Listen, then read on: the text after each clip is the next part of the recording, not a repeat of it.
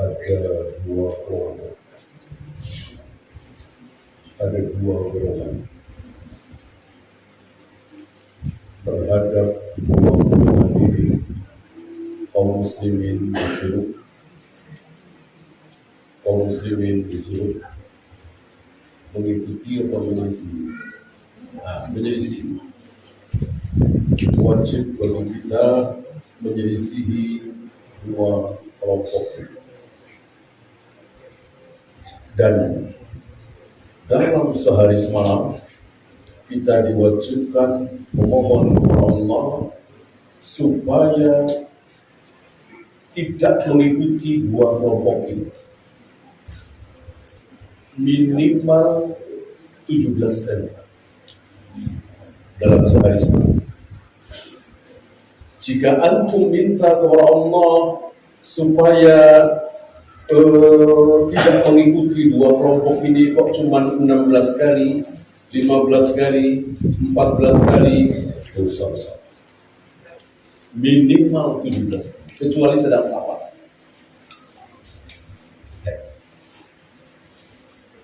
Bagaimana bunyinya? Ihdinas siratal mustaqim. Ya Allah, tunjukkanlah kepada kami jalan yang lurus. Jalan yang lurus itu seperti apa? Tidak. Islam tidak hanya menerangkan jalan yang lurus adalah 1, 2, 3, 4, 5, silahkan amalkan sendiri. Tidak.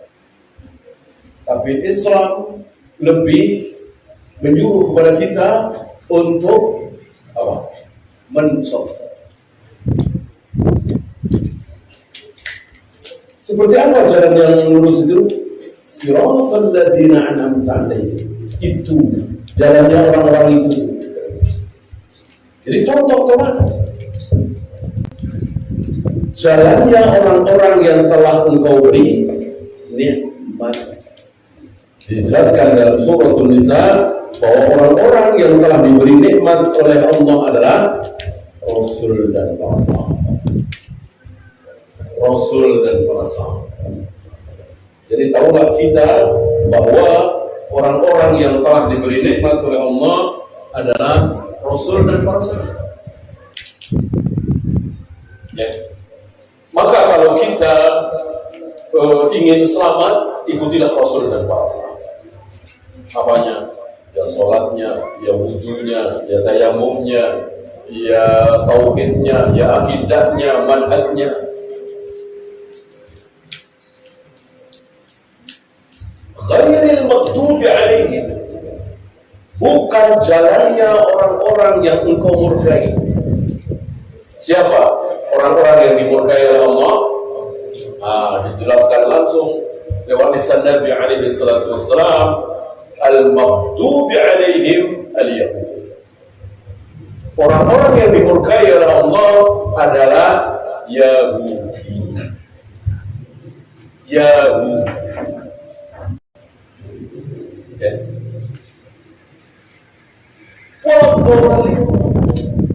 Dan bukan jalannya orang-orang yang sesat. Siapa orang-orang yang sesat? Nasrani. Itu kita pinta kepada Allah 17 kali dalam sehari semalam minimal. Itu yang tidak sholat qobliyah, tidak sholat ba'diyah, tidak sedang safar, ya, tidak sholat tahajud, tidak sholat witir, tidak sholat duha, hanya menjalankan kewajiban 17 kali. Lalu bagaimana doa yang kita minta 17 kali dalam sehari semalam justru kita langgar sendiri? Malah merubah-rubah ayat. Antum tahu salah satu ciri khas mereka adalah yuharrifunal kalima amma mawadihi, merubah-rubah ayat. Itu masih ingat Ittah oleh mereka diganti apa? Ditambah jadi apa? Hittah. ketika Nabi Musa memerintahkan kepada mereka untuk masuk ke Baitul Maqdis dengan bersujud dan ucapkanlah empah. Artinya Allahumma ighfir lana, ya Allah ampunikan. Itu arti dari empah. Dasar Yahudi. Oleh Nabi Musa mereka disuruh mengucapkan empah, diganti, dirubah menjadi hempah, ada tambahan nun. Makanan gandum. Itulah yang dibuat. Seolah ucapan Nabi itu seperti ucapan temannya. Diledek, direndahkan, dikasih makan.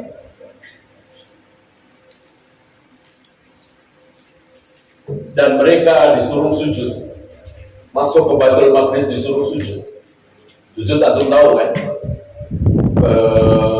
Wajahnya mencium tanah, kemudian pantatnya diangkat. Ya sujud kan seperti itu. Mereka dirubah sambil mengucapkan infaq, pantatnya diletakkan ke tanah, wajahnya ke atas. Dasar Yahudi. Kayak apa ya? Kayak kodok gitu. Kodok itu kan lawan kata sujud ya. Jadi pantatnya ke bawah, kepalanya ke atas. Sujudkan terbalik. Ternyata apa yang dilakukan oleh Yahudi ini ditiru oleh kaum muslimin. Ada sebagian saudara-saudara kita merubah istawa menjadi istawla.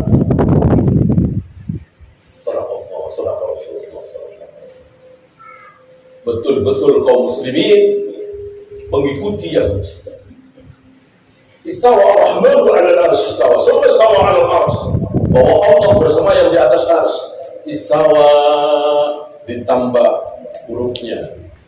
Kalau Yahudi menambah huruf apa tadi? Nun. Kalau mereka ini jamiah, mereka ini di mata Ahlus Sunnah mereka ini dinamakan jamiah, sama dengan mengambil dari tokohnya Jaham bin Jahmiyah. Ditambah huruf istawa diganti dengan istawla, ditambah huruf lam. Kalau istawa antum tahu kan, bersemayam, berada di atas. Diganti dengan istawla, apa artinya? Menguasai. Mereka berat mau mengatakan apa adanya bahwa Allah bersemayam di atas arsy. Diganti oleh mereka Allah menguasai arsy. Apa langit, bumi, laut, planet, galaksi, Allah tidak berkuasa. Kenapa cuma dikatakan Allah menguasai arsy? Minimal sekali. Allah menguasai seluruh jagat raya alam semesta, bukan cuma arsy. Inilah mereka. Ini pun mirip-mirip Yahudi. Jadi mau menerima apa adanya, apa kata Nabi mereka, sama seperti kaum Jahmiyah. Apa susahnya sih mengatakan Allah bersemayam di atas arsy? Memang ayatnya seperti itu. Ar-Rahmanu 'ala al-'arsy istawa. Apa susahnya mengatakan Allah menciptakan Adam dengan kedua tangannya? Orang ayatnya memang seperti itu. Amanaka anta sudah makhlukku biadaya. Wahai iblis, aku telah ciptakan Adam dengan kedua tanganku. Apa susahnya mengatakan seperti itu? Ayat-ayat ini dibaca oleh Nabi, didengar oleh Abu Bakar, Umar, Utsman, Ali, Zubair, Talha, Abdurrahman bin Auf dan seterusnya. Semuanya mengikuti apa yang disabdakan oleh Nabi alaihi salatu wassalam, bahwa Allah betul-betul menciptakan Adam dengan kedua tangan. Selesai. Nah, kaum Jahmiyah ini mirip-mirip Yahudi, enggak terima. Lebih sikoh dengan akalnya daripada dengan dari.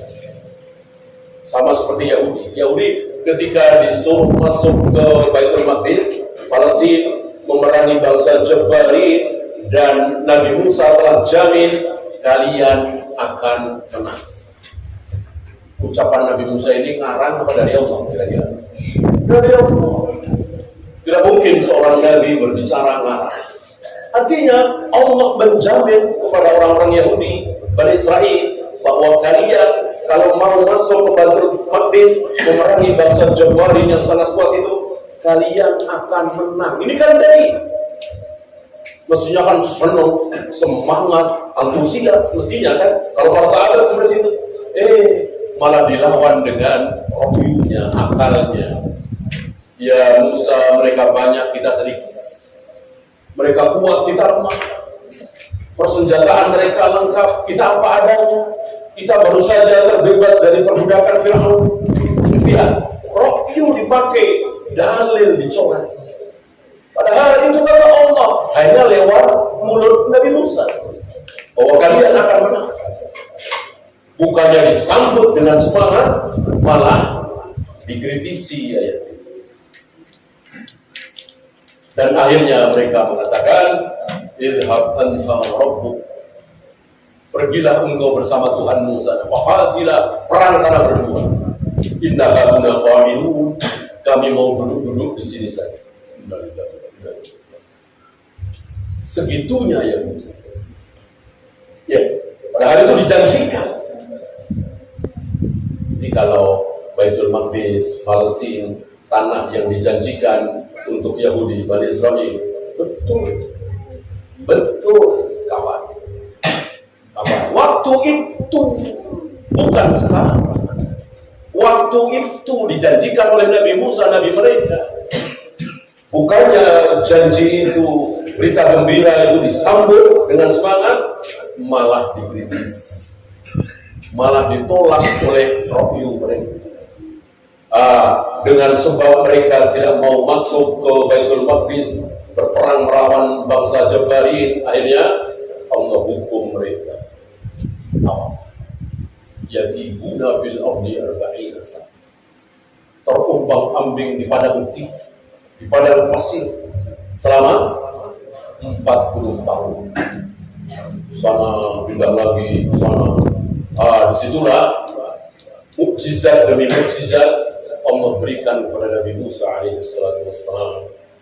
Berjalan di launin awan, ada makanan, mana, salwa, ada mata air keluar dari batu, air, dan seterusnya, dan seterusnya. Dan disitulah dalam pengembaraan 40 tahun itulah Nabi Harun wafat. Dan antum tahu apa kata mereka tentang kematian Nabi Harun? Dibunuh Musa. Seorang Nabi dituduh membunuh saudaranya. Ini mulut kotor Yahudi. Ya. Belum yang lain. Nabi Musa dituduh juga melacur. Ya. Bahkan yang lebih kecil dari itu, Nabi Musa dituduh punya kelamin, punya penyakit kelamin, namanya Adam. Ya, gara-gara Nabi Musa tidak mau mandi bareng dengan mereka. Mereka biasa mandi bareng laki-laki dengan laki-laki telanjang bulan. Mungkin waktu itu halal ya, mungkin. Syariat beberapa nabi kan tidak sama persis. Nabi Musa tidak mau. Nabi Musa selalu mandi sendiri, mencari tempat yang seram. Dan kamar mandi mungkin belum ada. Nah, dituduh Musa malu mandi bareng sama kita. Dia punya penyakit ada. Luar biasa. Oleh karena itu, kalau hari ini mereka tanpa malu-malu membunuh wanita dan anak-anak di Gaza, di rumah sakit dibom, penduduk dibom, ini kecil. Ya. Nabi Yahya, Nabi Zakaria diapain oleh mereka? Dibunuh. Entah berapa puluh, berapa ratus Nabi yang dibunuh oleh Bani Israel. Yang Al-Quran jadi saksi. Jadi,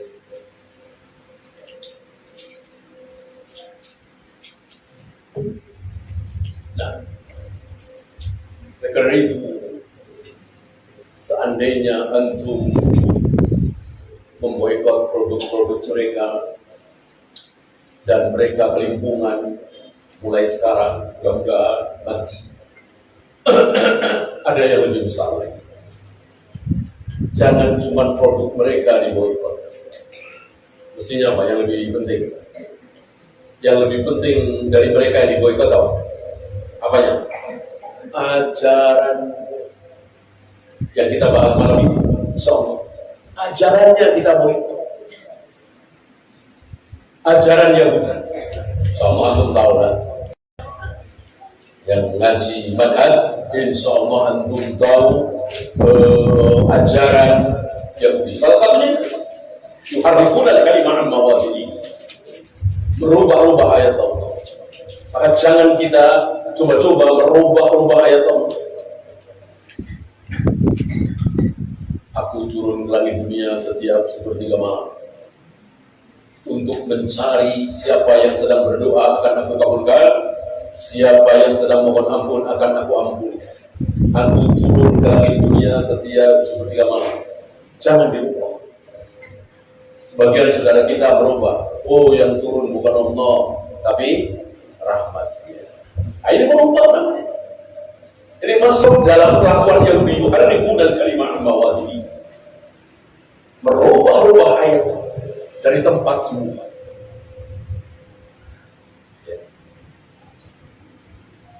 Yadhaqullahu ila rajulain. Allah tertawa melihat dua orang yang sedang berbunuh-bunuhan dan dua-duanya akhirnya masuk surga. Allah tertawa. Dirubah oleh mereka. Maksudnya Allah senang, Allah ridho. Padahal yang keluar dari lisan Nabi, yadhaqullah, dohika yadhaqu, semua orang tahu. Tertawa itu apa? Semua orang tahu. Dirubah oleh mereka. Lebih sikoh dengan akalnya, nuraninya, otaknya. Gak pantas kalau Tuhan tertawa. Maka diganti. Oh, dan begitu asal Nabi yang pertama kali mengatakan seperti itu. Wahai Abu Bakar, wahai Umar, wahai para sahabatku, di sini memang dikatakan Allah tertawa, tapi maksudnya Allah ridho. Nabi yang bicara, kita terima. Karena Nabi berbicara seperti itu. Lebih pintar siapa? Kita apa Nabi? Nabi diam, mestinya kita diam. Jangan ikut-ikutan kelakuan Yahudi. Apa? Merubah-rubah ayat. Dan banyak yang selesai. Dan berani mendahului Allah dan Rasul. La tuqaddimu baina yaday Allahi. Jangan kalian mendahului Allah dan Rasul.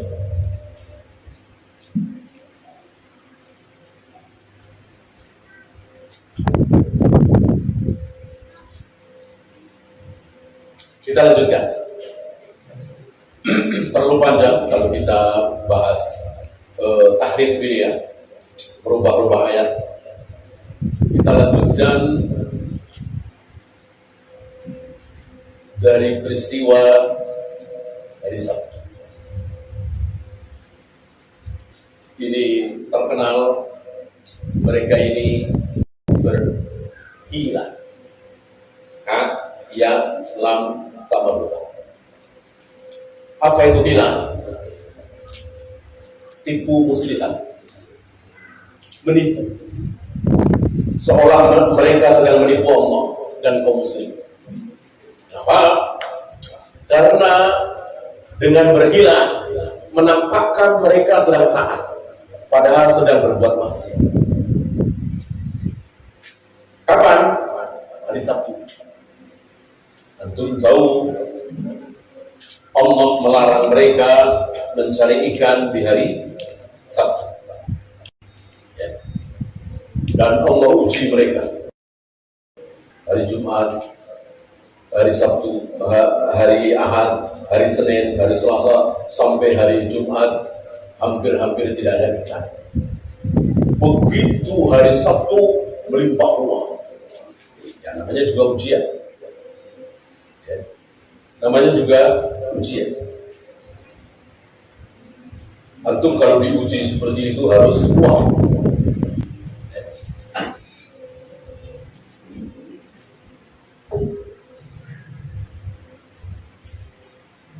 Kemarin jarang puasa sunat, tidak ada yang ngajak makan. Begitu puasa sunat atau bayar utang, banyak yang ngajak makan. Ya namanya ujian, ya kan? Nah, tentu kalau wajib, ya jangan dibatalkan. Ya, kecuali tidak wajib. Sehari, 2 hari, sebulan, 2 bulan.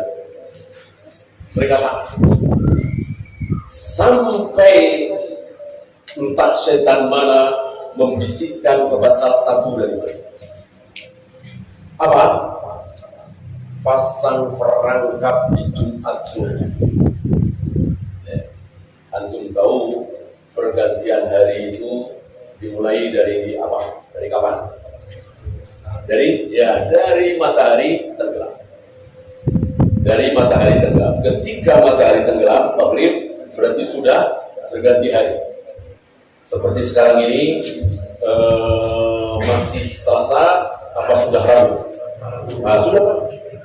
Karena matahari sudah tenggelam. Dan ini alamiah, sesuai dengan alam ciptaan Allah. Berbeda dengan orang-orang kafir, pergantian hari itu jam 12 malam. Ini kan rekayasa. Jam 12 malam itu kan rekayasa. Kalau matahari tenggelam, kan jelas itu alamiah. Mengikuti alam ciptaan Allah. Ya. Tentu malamnya. Maka sekarang ini tidak tepat kalau dibilang Selasa malam. Tapi malam. Ya. Nah, sebelum maghrib, berarti masih Jumat, ada pasang perangkap. Begitu masuk dari Sabtu, ikan melimpah ruah, ikan itu masuk ke dalam perangkap. Ketika sudah masuk, tidak bisa keluar lagi. Apa ini? Gila. Ini gila. Kalau bukan gila, mestinya dilarang mencari ikan yang sudah. Sami'na wa ata'na. Mereka cari celah, cari cara, itulah gila. 1 orang diikuti 2 orang, diikuti 5 orang, diikuti 10 orang, akhirnya belasan, puluhan, entah sampai berapa ratus, ya, sampai suatu hari di waktu duha, mungkin kira-kira jam 8, jam 9, kata kita ya, pasar yang biasanya sudah ramai, tempat-tempat keramaian yang biasanya sudah mulai nampak, masih jendela-jendela rumah, pintu-pintu rumah masih banyak yang tertutup. Ini ada apa? Gak biasa. Maka sebagian dari mereka penasaran, menyingkap gordenya, intip dari luar. Kenapa ini pada di dalam? Ternyata di dalam rumah itu sudah tidak ada manusia. Yang ada apa? Yang ada kera dan babi. Kera dan babi. Ya. Gara-gara bergila, gara-gara bermaksiat kepada Allah, tapi dibungkus taat. Gila. Kalau mereka di hari Sabtu sengaja mancing, sengaja ngejar-ngejar ikan, itu bukan gila. Ya betul-betul maksiat. Ya, ini gila. Seperti sebagian saudara kita, kalau bapak pinjam ke kami 1 juta, kembalinya 1,3. Ini bukan hilang, ini terang-terangan riba. Jelas dosa haram. Nah, ada sebagian saudara-saudara kita yang sama riba juga, tapi pakai nilai. Dia nanya, emang Bapak pinjam 1 juta, mau buat apa? Oh, dijawab, saya mau buat beli. Oh, gitu. Ya sudah, nanti beli handphonenya sama saya, sama kami, sama BMT kami, sama Bank Syariah kami. Berapa? 1,3. 1,3, nanti dicicil. Apa ini? Ini hilang. Ini hilang. Apa bedanya dengan yang tadi? Kalau yang tadi terang-terang, kalau Bapak kembali kepada kami 1,3, dicicil tiap bulan 100.000 misalnya, ya, selama 13 bulan. Ini terang-terangan riba. Kalau yang ini nggak hilang, bank kami bank syariah, BMT kami BMT syariah, nggak pakai praktek riba. Bagaimana caranya? Ya Bapak pinjam 1 juta buat apa? Ya tadi, buat beli handphone. Handphone itu harga 1 juta, semua orang tahu. Handphone itu harga 1 juta.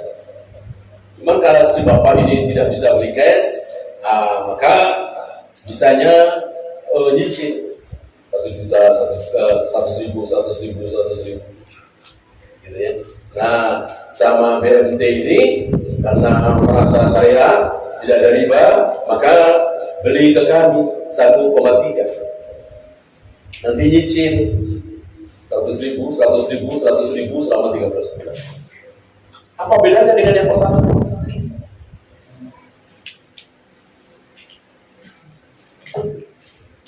Dengan akal sederhana, jika antum semangatnya ada taat, semangat takut dosa, semangat untuk sami'na wa ata'na terhadap Allah wa qala Rasul, antum akan mengatakan ini sama saja pinjam uang 1 juta, kembali 1,3 buat beli handphone, cuma diputar-putar sebenarnya. Itu kalau antum semangatnya semangat taat, semangat takut dosa. Beda dengan Yahudi. Yahudi semangatnya bukan semangat taat, semangatnya bukan semangat takut dosa, tapi hilang tadi. Gimana caranya supaya terkesan halal? Maka jadilah seperti itu. Ya. Tapi bagi antum yang barangkali tidak punya semangat taat atau mungkin terkena syubhat, ya apa salahnya? Apa salahnya? Kan si BMT jualan handphone, kami beli, jangankan 1,3, 1,5 juga boleh, 1,6 juga, 1,7 juga boleh. Kenapa? Mana letak haramnya di mana? Letak kesannya di mana?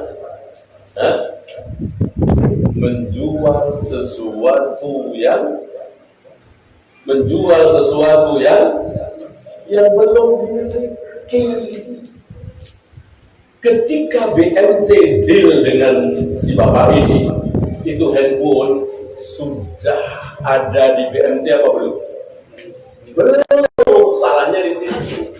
Kan dilarang oleh Nabi, la tabi' ma laysa indak. Jangan engkau menjual sesuatu yang engkau belum punya, yang masih milik orang lain. Kan itu handphone masih di toko. Ya, kecuali BMT itu atau bank syariah itu atau bahkan bank konvensional, sekalian jualan handphone, sekalian jualan mobil, sekalian jualan motor, sekalian jualan properti. Allah. Nah, sayangnya di sini ada regulasi katanya lembaga keuangan, bank, BMT segala macam tidak boleh punya sektor real. Ini salahnya di sini. Seandainya bank itu punya mobil, kita datang ke bank beli mobil di tempat lain 100 juta, di bank situ 120 juta, tapi boleh nyicil. Halal apa haram? Allah. Ya, antum punya motor antum saya beli, saya nggak bisa kontrak, saya cicil. Motor antum semua orang tahu itu harganya 10 juta, antum jual ke saya 13 juta, boleh apa tidak? Ya, boleh. Saya boleh nyicil, nggak ada masalah. Masalahnya di sini. Ya. Itu lagi dilakukan oleh kaum muslimin banyak sekali contoh. Ada lagi yang begini, nanti kalau sudah sampai Jeddah, ya nggak usah pakai pakaian yang murah. Gitu. Walaupun sebelum mendarat ke Jeddah sudah melewati mikot atau belum? Sebelum mendarat ke Jeddah, kalau kita dari Jakarta, dari Indonesia, sebelum mendarat ke Jeddah sudah melewati mikot atau belum? Sudah. Antum tahu siapapun yang mau haji, mau umrah, ketika sudah melewati mikot wajib memakai pakaian yang murah. Adakah tawar menawar? Nggak ada tawar menawar. Nah, sebagian saudara kita ini karena dari Jeddah mau ke Madinah dulu, nggak langsung ke Mekah. Saya nggak tahu alasannya, katanya sih ini untuk menghemat biaya. Ya, travel tentu inginnya untuk banyak, tidak mau untuk sedikit, ya kan? Nah, kalau memakai pakaian ihram kemudian ke Madinah dulu kan berat. Di Madinah 3 hari, 4 hari, masuk terus pakai pakaian ihram terus sampai ke Mekah, sampai Tahalul. Di sini mereka berhilah mirip dia. Apa? Bapak niat umrohnya nanti saja kalau sudah sampai Madinah. Kalau sudah sampai Madinah baru niat umroh. Sekarang jangan niat umroh dulu. Ini hilang ya. Kemarin cari travel bayar, niatnya apa coba? Niat dagang gitu kan? Ya, niat bisnis gitu kan? Semua orang tahu kita cari travel, niatnya tentu umroh. Bagaimana ada perkataan, ada nasihat ketika sudah sampai Jeddah jangan niat umroh dulu. Niat umrohnya nanti sampai di Madinah, ini tidak syak lagi, ini gila dia. Nakalin balik. Ya.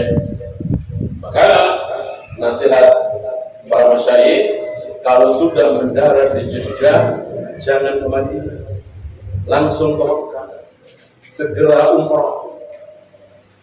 Dan sudah harus memakai pakaian ihram tentu. Ya. Kalau mau dari Jakarta, dari Indonesia langsung mendarat ke Madinah. Madinah belum melewati mikot. Betul itu. Tapi kan mahal. Kalau dari Indonesia langsung ke Madinah kan mahal katanya.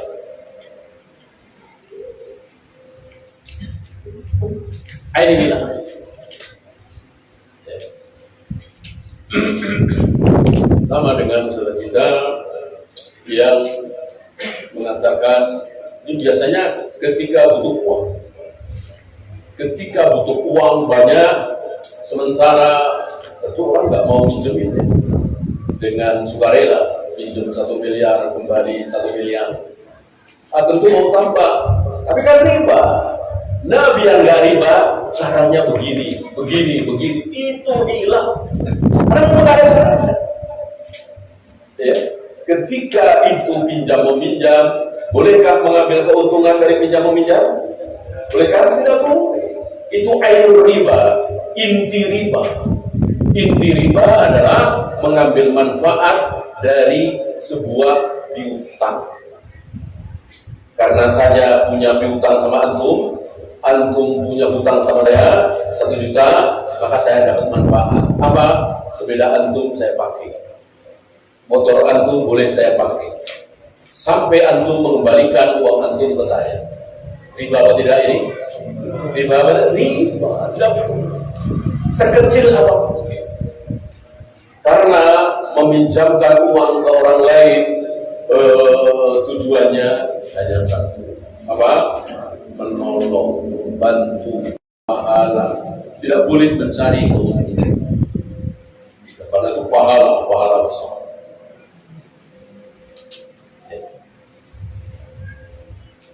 Ya, saya lanjutkan. Termasuk kelakuan Yahudi yang ditiru oleh kaum muslimin.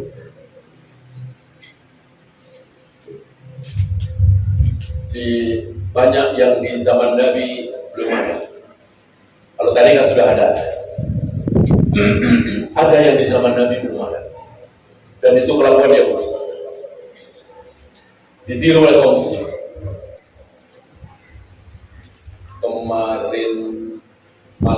Kemarinnya lagi, malam Senin jam 12 malam, entah berapa juta kaum muslimin mengikuti kebiasaannya, ya. Dan itu sudah disabdakan oleh Nabi alaihi wasallam. Apa yang disabdakan oleh Nabi alaihi wasallam 1400 tahun yang lalu kita saksikan diantaranya malam Senin kemarin. Apa kata Nabi? La tattabi'unna sunana man kana qablakum shibran bi shibrin wa dhira'an bi dhira'in. Sungguh kelak kalian umatku sejengkal demi sejengkal, sehasta demi sehasta akan mengikuti yang biasa. Hatta lau daqalu juhra dabbin, hingga ketika mereka Yahudi dan Nasrani masuk ke dalam lubang biawak, lubang top.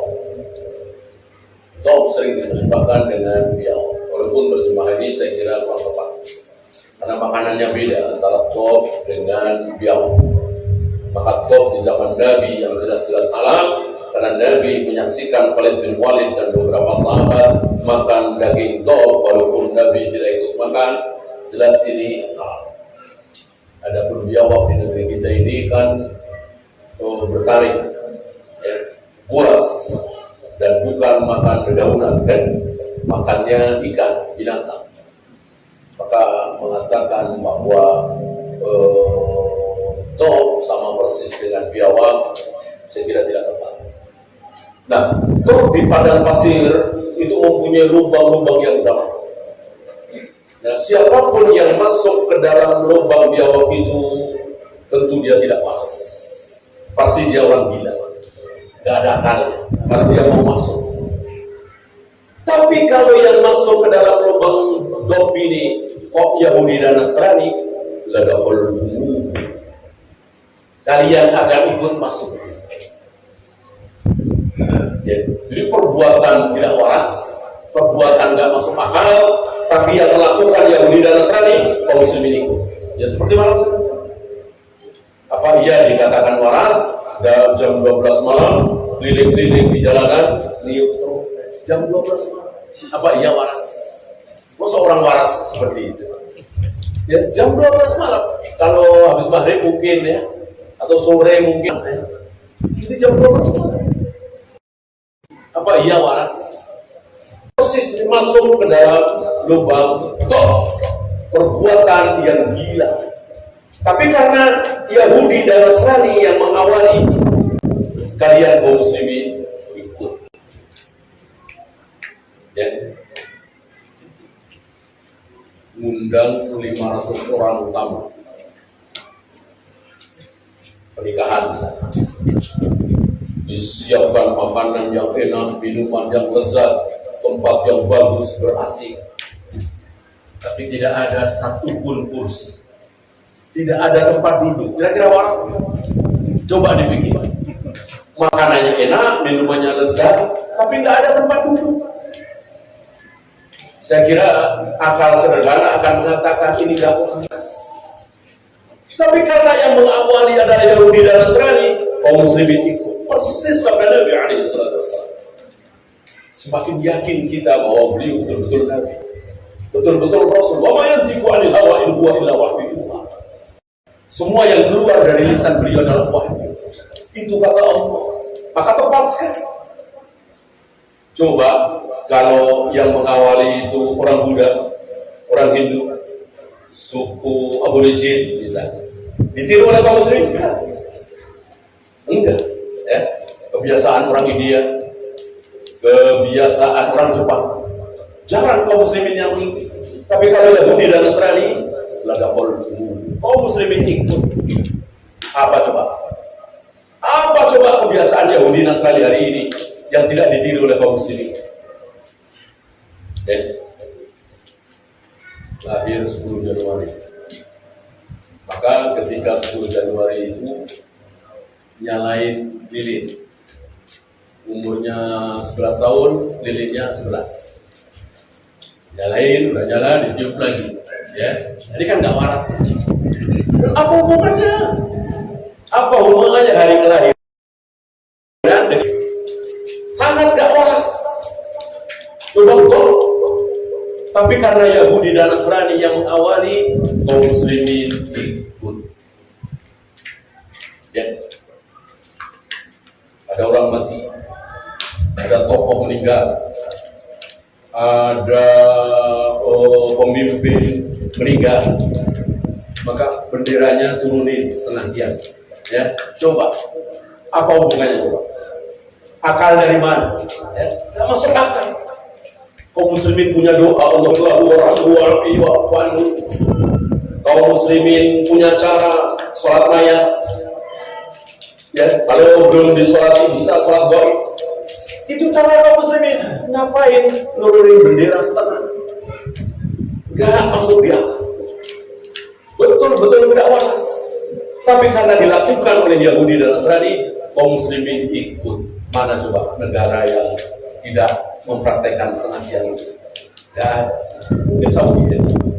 Kalau tidak salah, waktu Raja sebelum Salman ya, Raja Fahad atau siapa itu meninggal ya. Di PBB kan pada diturunin setengah tiang.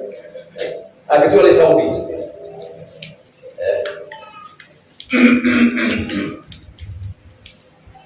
Insya Allah ada siapa saja di Saudi.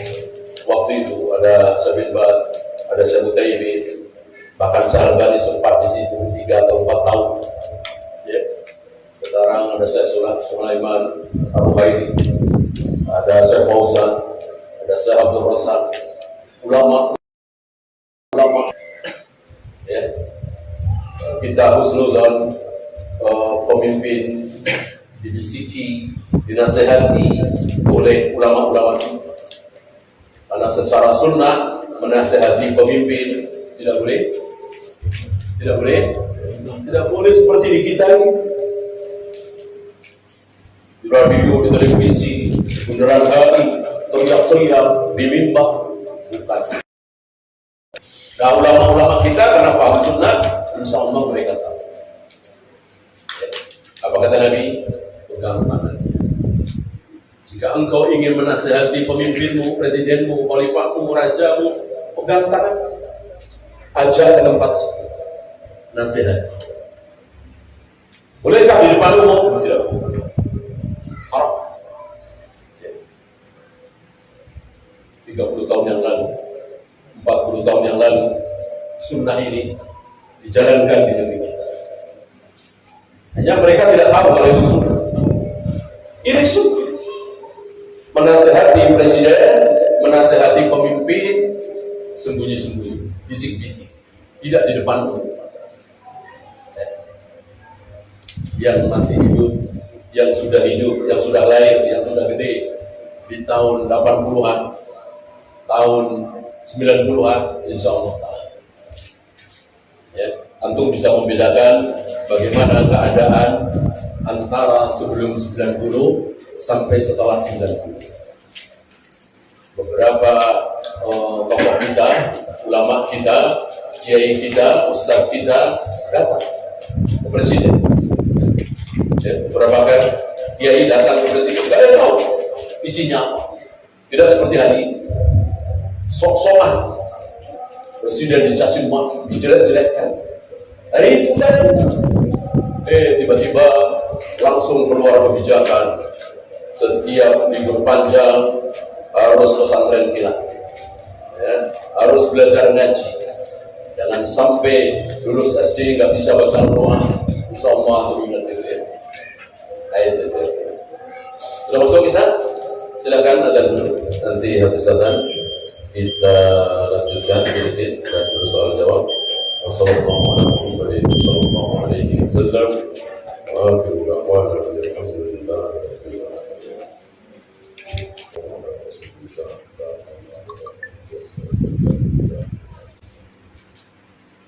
Sebelum kita soal jawab, saya lanjutkan tadi.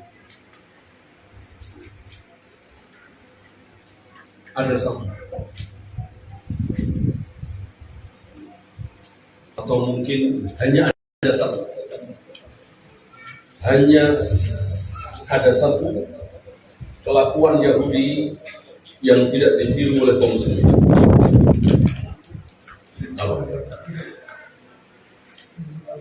Sampai hari ini kaum muslimin tidak ada yang meniru.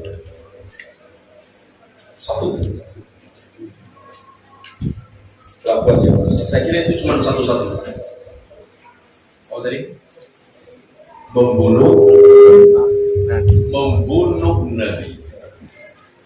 membunuh para Nabi. Ini kelakuan Yahudi. Walimata dan Anbiya bagaimana Allah membongkar kedok mereka, borok mereka, bahwa mereka telah membunuh para Nabi, para Rasul. Entah berapa puluh, berapa ratus Nabi yang jumlah Nabi kan ribuan, 124 ribu. Ya, ada pun kaum muslimin, jangankan Nabi, jangankan ulama, ustadz saja rata-rata kaum muslimin mencintai tokoh agama. Dan kaum muslimin itu marah ketika nabinya dihina. Adapun mereka, kalau antum dengar berita, insya Allah antum tahu Yesus dicaci maki, Yesus diledek-ledek. Itu orang-orang Jerman, Amerika, Eropa, Prancis, rata-rata marah apa tidak? Ketawa. Ya. Bahkan cerita-cerita lucu, cerita-cerita konyol tentang para pendeta, para pastor, datangnya dari mana? Dari sana. Mungkin karena memang mereka tidak bisa dijadikan tauladan. Adapun kaum muslimin tidak. Sejelek-jelek kaum muslimin jarang sholat, subuh kesiangan mulu, Rasulullah dihina, marah tidak? Marah. Ya. Beda dengan mereka. Ini sedikit yang beda. Sementara kebanyakannya diikuti. Kecuali yang paham. Antum yang ngaji, belajar manhaj, akidah sahihah, tahu tentang tauhid rububiyah, uluhiyah, asma wa sifat, insya Allah tidak akan ikut-ikutan Yahudi dan Nasrani. Nah, manhaj itu seperti antum jadi tahu. Kata Nabi, sekali-kali sholat pakai alas kaki. Mungkin sholat di lapangan, berfitri, belakang, atau sholat mayat. Untuk menyelisihi Yahudi dan Nasrani. Kata Nabi, mereka kalau sholat tidak mau pakai alas kaki. Ya. Dulu masih banyak dari mereka yang sholat. Sekarang mungkin sudah tidak ada. Atau mungkin sedikit saja. Ya. Apalagi mereka kalau puasa tidak pernah. Mereka puasa dulu ya. Kutiba alaikumus syiyam kama kutiba alal ladzina min qablikum kalian berpuasa Ramadan sebagaimana diwajibkan umat-umat terdahulu sebelum kalian. Dari ayat ini kita betul bahwa Yahudi puasa, Nasrani puasa, para nabi, para rasul, Nabi Musa, Nabi Isa mengajarkan puasa dan mereka berpuasa. Sekarang sudah tidak. Nah, dulu di zaman Nabi Muhammad SAW, Yahudi Nasrani yang masih puasa tapi tidak pernah makan sahur. Karena Nabi sangat menganjurkan agar kita semua kalau puasa makan sahur. Walaupun mungkin di rumah cuma air, cuma susu, ini bagian dari sunnah Nabi SAW.